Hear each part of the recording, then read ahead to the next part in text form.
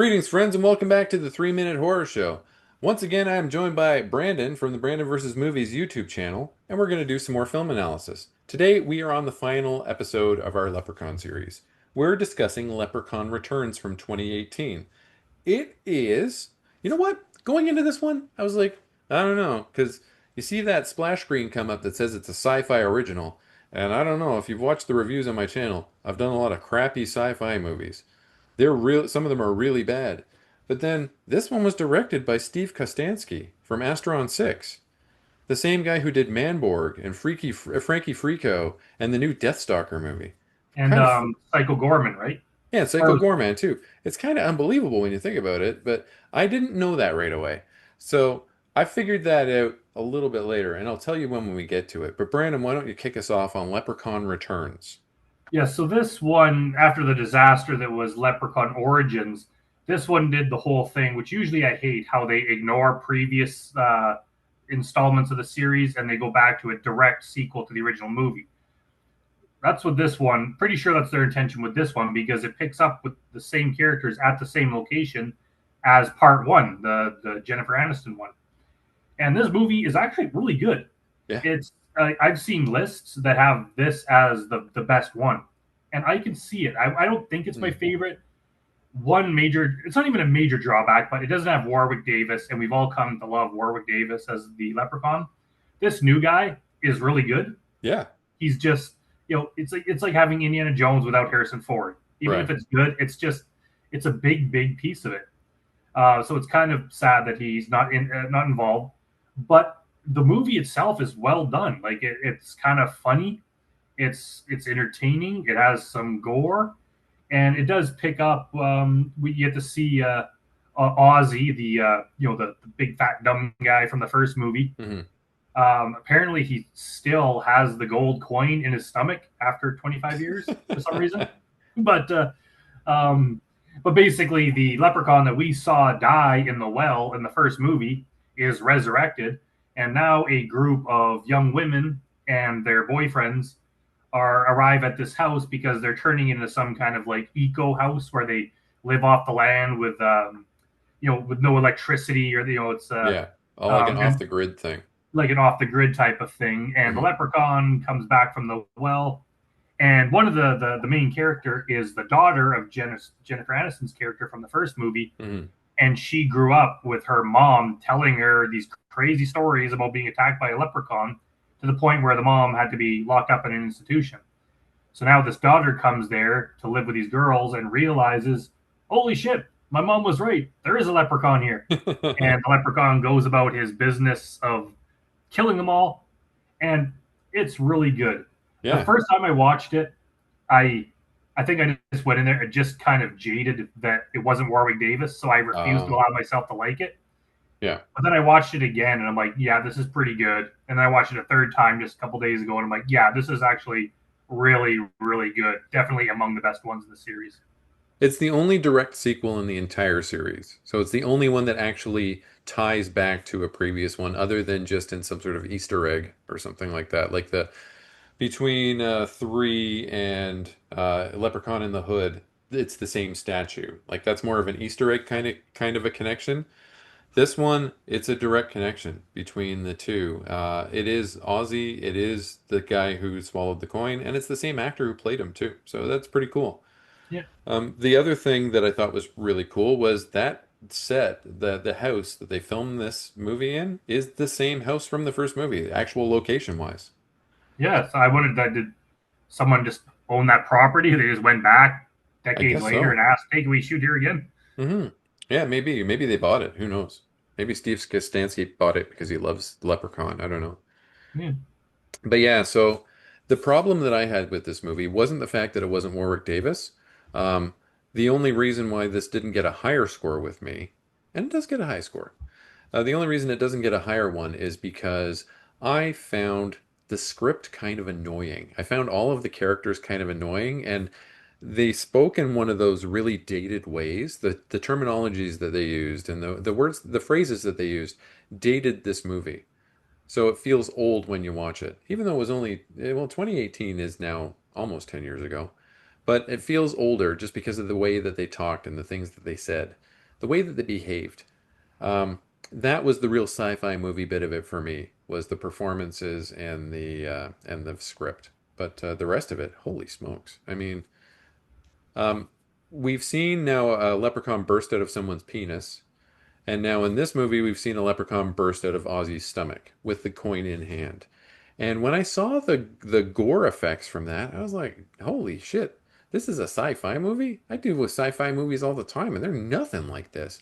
And that's when I looked up who the director was, and I was like, oh, it's the Astron 6 guy. And every kill in this movie is really gnarly.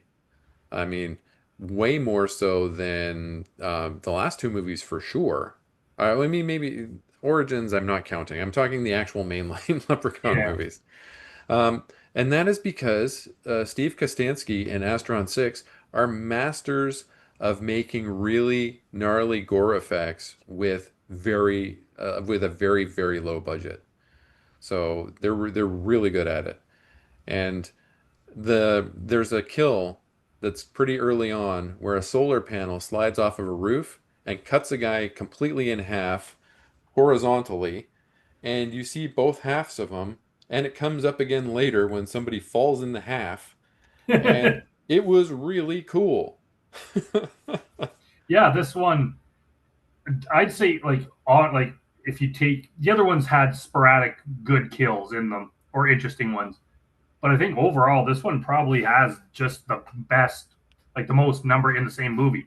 Yeah, Like I see what you mean about the way the script is written.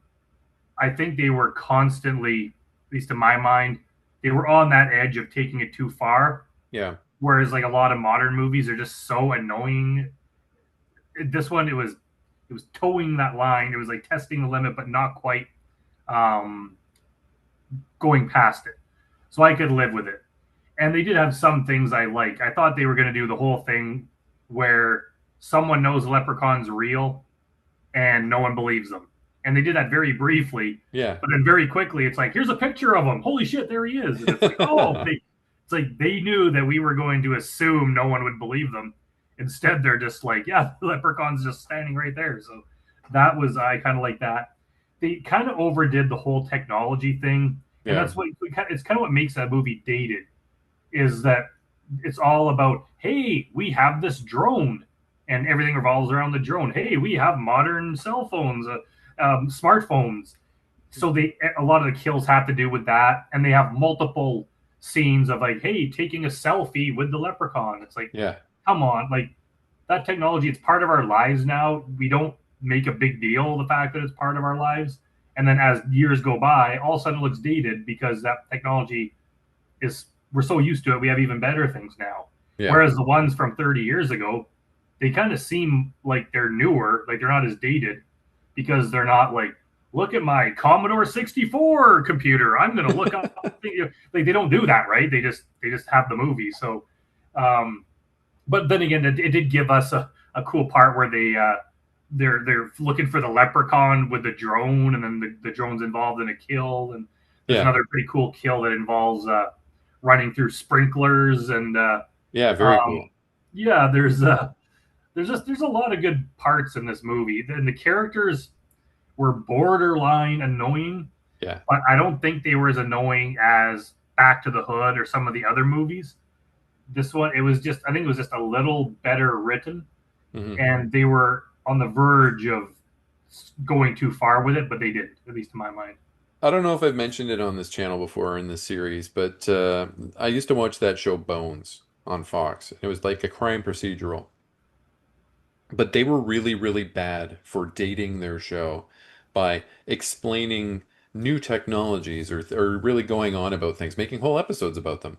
They made a whole episode about Twitter when they discovered Twitter, and it was like probably 8 years after Twitter had been around, but somebody in the writing staff had figured out Twitter. Oh, Twitter. And so everybody was tweeting and talking about their tweets. And it dates that episode. It makes it look, you watching it back now, you're like, oh my God. I mean, like, and look at what Twitter's become now, right? So, doing that sort of thing, completely basing your movie around that sort of technology it's a real problem. It's a real mistake. Any Yeah, of those unfriended or webcam related movies. You know what I'm talking about, like Unfriended or Yeah. the Facebook related movies where you're looking at somebody's desktop the whole time, and then there's a monster on the webcam behind them. All of those are very silly to watch now because that technology is so old. Um, yeah, it's a pet peeve of mine as well. There were some really cool kills. I liked the sprinkler one that you were talking about. The drone one I thought was a bit silly. His drone ride was fun because the leprechaun rides the drone for a while like a helicopter. He thought it was fun. I thought it was fun. But he beheads a guy with the drone. And now the problem that I had with that kill is that that thing was coming on for a while. He could have ducked. Like he could have just moved his head down out of the way because it was Yeah. slow. It was like in Austin Powers when you're seeing that scene where Dr. Evil is driving the steamroller and Will Ferrell's character is way back here saying no and like for a good 2 minutes before the thing finally squishes him. That guy could have got out of the way. Bad move.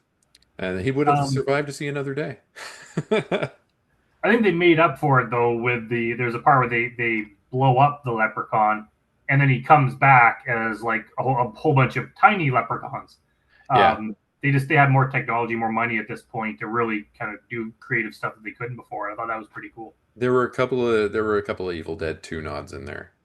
That was one of them. I can't remember what the other one was. I thought I wrote it down, but I So that'd be didn't. an Army of Darkness nod, wouldn't it? Yeah, I mean, yeah, I meant Raimi in general, sorry. Yeah. Yeah, What was some the other Sam one? Raimi stuff. What was the other nod? I can't remember. I thought I wrote it down, but I didn't. Oh my God. Ah, man. That was silly. I should have. But there's another new rule in this one, which is fool's gold. Because fool's gold will burn them. Oh, okay. So, yeah. But I think that it has something to do with the iron. Because it is iron pyrite, fool's gold. So, Yeah. So maybe they did that in part two with the iron. But yeah, they seem to make up new rules all the time, or they yeah. bring back ones. They didn't quite bring back the thing like, oh, if he sees a pair of shoes, he has to clean them. They didn't do that, but they did have the thing where he mentions a couple times about keep care of your shoes, and so they Yeah. kind of had that in there. They brought it back, but it wasn't a way to distract him. You couldn't just throw a pair of shoes and you go chase them while you run away. No, it was a Um, way to make a Crocs joke. He was making a joke about Crocs. oh, okay. That's not quite technology, but it's another thing that dates it. Yeah. Yeah. It's like, oh, kids these days in these Crocs. We got to make fun of Yeah, that. like 15 years from now, no one's gonna know what the hell he's talking about. Uh, yeah, I really also like the kill where the very annoying overachiever girl, she's the one who gets Army of Darkness. She's the one who gets all the little leprechauns coming after her and cutting her legs and all that sort of thing. And then they knock her down onto this I think was the second Raimi nod, the way that things were moving around in the house.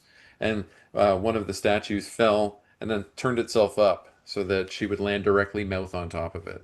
Like Yeah, go through the back of her head. yeah, Maybe, I don't know. Yeah, but I really like this one. yeah. It was. I'm glad that it ended. I mean, who knows? We might have another Leprechaun movie in the coming years. Who knows? Yeah, But if we never do, at least it ended on a high note because it would suck if it ended on Origins. yeah. It's like at least we ended. It's like the series redeemed itself by having a really cool movie.